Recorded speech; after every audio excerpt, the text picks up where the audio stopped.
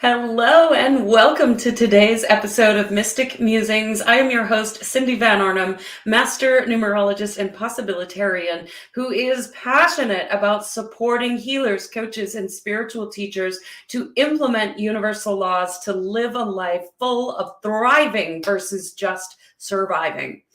And every day I like to reflect back on the energy that we're experiencing. Joy and Jonah go live every weekday morning to share with us the universal law that's activated that day and to talk about the energetic influences we may be experiencing. And it has always been for me in the reflection where I tend to learn the most when I look back and go, oh yeah, I see how that unfolded. So I am curious how you experienced today's energy. Today we carry the energy of the ruling number 2 and the 7 of clubs. And the invitation from Joy and Jonah this morning was to understand that the universe knows the depth of our embodiment, that we cannot fake it until we make it. There is a belief that we can, in our minds, think that we've got it all figured out, think that my program's the best. We can think that I've got the wealth navigated and my vibrational frequency is where it's at. But then when you look at your results, you begin to recognize that even if you had a pocket of a massive success, it's not going to last because the embodiment isn't there.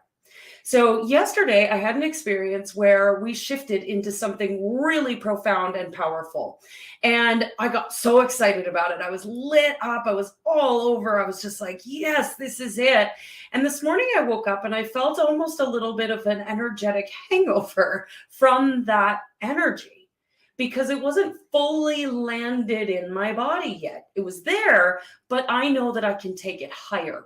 So that 7 of clubs energy wants us to bring the mind higher, to a higher perspective, to a higher understanding, to let go of negative thinking, negative patterns that may not be serving the intention. And so for me, as a ruling number 4, I love to do things. I love to build in the material plane. I love to check things off the box or check things off the list. I love to make sure that everything is as it, quote unquote, should be. But that got me in trouble over the years, because I would do the things versus embody what was necessary for my success. I would focus on working harder so that one day I would magically break through and have that success, versus stepping back and allowing my body to adjust to the changes in my intention.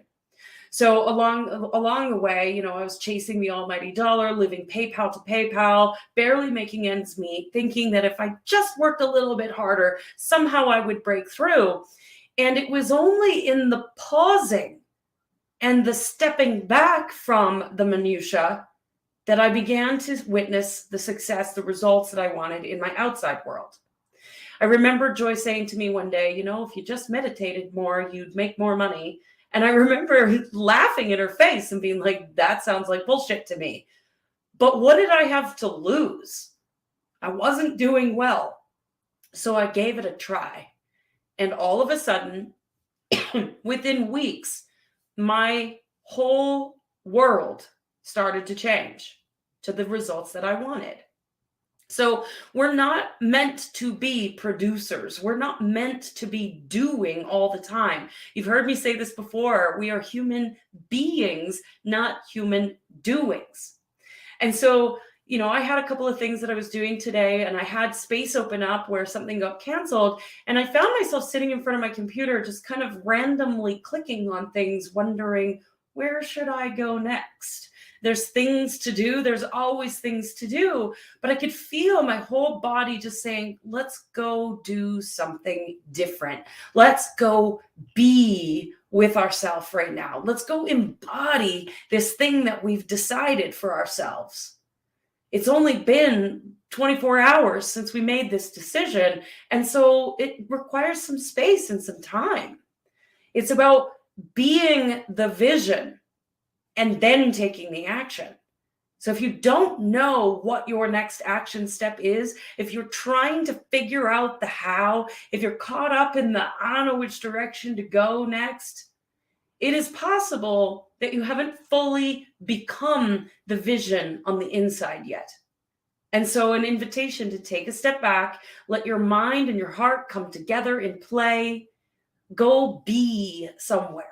Go sit in nature, go for a walk, go be in the sunshine, go meditate, go cue, do something different that allows you to embody and to create the feeling state inside the body first.